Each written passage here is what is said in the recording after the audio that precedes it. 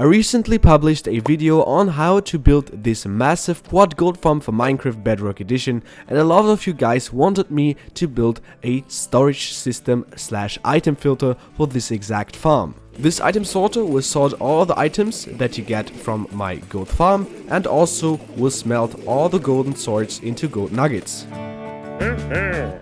Of course, a link to the farm tutorial will be in the video description, and these are all the items you're gonna need to build the farm. Now, this exact gold farm has 2 trident killers, so we need to build 2 storage systems as well if you want to do this for this exact farm. Also, the storage system is scalable, so if you want to, you could simply just add more chests and hoppers to the whole thing to give you more storage room for all the items you got from this farm. Now, to start building our storage system and item filter, what you want to do is to come directly underneath our trident killer. Now, as you can see, this is the surface layer of the trident killer, very important.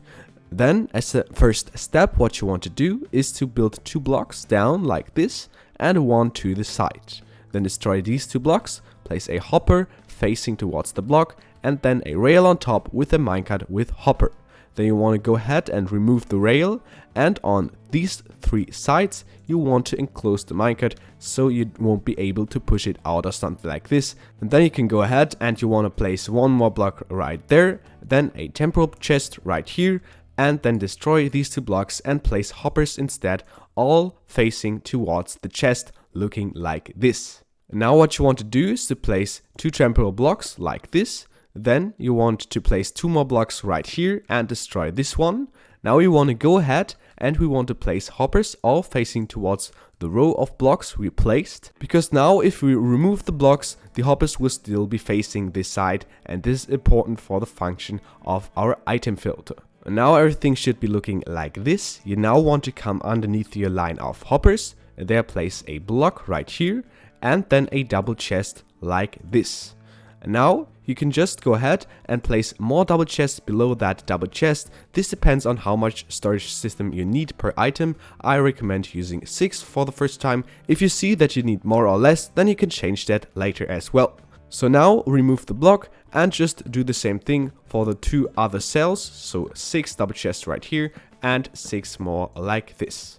Now next, you just want to connect everything with hoppers, so you want to place 1 hopper behind every chest, and all the hoppers should be linking with their depending double chests, looking like this and like that from the front side. So now if you did everything as I did, you should have 3 rows of hoppers with double chests, all looking towards that direction, then a row of hoppers also looking towards that direction but without any double chests, and 1 row of hoppers facing this direction with a chest in front.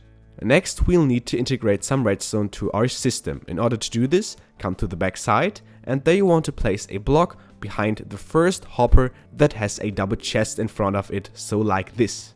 Then what you want to do is to place 2 more blocks behind, 1 block below the middle block, and then you want to place some temporal blocks looking like this and remove these exact 2. So you should have this shape built out of 6 blocks that you want. By the way, you cannot use glass or any other non-solid blocks for this, because this will ruin the function of our redstone system. Now in this hole we created, we want to place a redstone repeater that faces the hopper like this. Right here in the hole we want to place a redstone torch, and on top of this exact block we want to place a redstone dust, as well as on these 2. Then at this last block we want to place a redstone comparator. This one should face the hopper as well, so in this direction. Now we just want to recreate this exact thing, but on the 2 other cells. So first of all, just place these 6 blocks, then place your redstone components in their depending spaces. And once you did this, do this 1 more time for the 3rd cell. And we are finished. Next, you want to open one of the hoppers of this line right here, and then you want to take out some dirt and place 1 dirt block in the 4 last slots like this. Then you want to grab yourself the old ingots, and you want to place a whole stack of these in the 1st slot. Now you want to open this 2nd hopper, then you want to take out some dirt as well and place 1 dirt block in each of these 4 slots. Then take out the rotten flesh and place a whole stack in the 1st slot. Repeat the same thing for the golden nuggets like this. And then, as you can see at the first hopper, the sortable items should stay at the amount of 41 as it is for the rotten flesh and for the golden nuggets as well. Now, as you can see, the rest of it should be in the large chest at the bottom, and you can take out some of the items and an item frame, place the item frame right here and our item in it. Do the same thing for the rotten flesh as well, and of course for the gold ingots as well. And now, as you can see, we have an indicator for which items are in which slots. Now, as you can see, golden nuggets, rotten flesh and golden ingots will get sorted out and in all of these depending chests. But what is with the rest? Of course, all golden swords will get pulled in this chest, but we can actually do something with them. As you can see right here, I integrated a system that automatically melts all the swords and you'll get gold nuggets instead. I combined this with an overflow protection that deletes all golden swords that are overflowing. So let's build this for our item sorter as well. The first thing in order to do this is to remove the chest right here. Then in front of these hoppers, you want to place a line out of 3 temporal blocks and a dispenser that faces this side as the 4th block. Now you want to remove these blocks and of course place hoppers instead that link with dispenser. Below the middle one of these 3 hoppers, you want to place a block and then a double chest in front. Underneath you want to place a hopper, then a blast furnace, and now one more block, a chest in front, remove the block, and then a hopper facing the chest instead. So you should have a chest, then a hopper linking to the chest, on top a blast furnace, then a hopper, and then the double chest right here. Now you want to remove this block and you want to place a hopper linking with the double chest instead.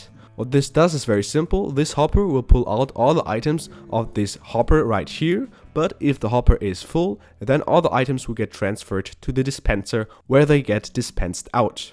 But before this can happen, we have to complete 2 more steps. For the first one, place a hopper behind our blast furnace and then a chest on top. In this chest you want to put some furnace fuel. I recommend lava bucket because it is very efficient, but you could use coal or dried kelp or something like this as well.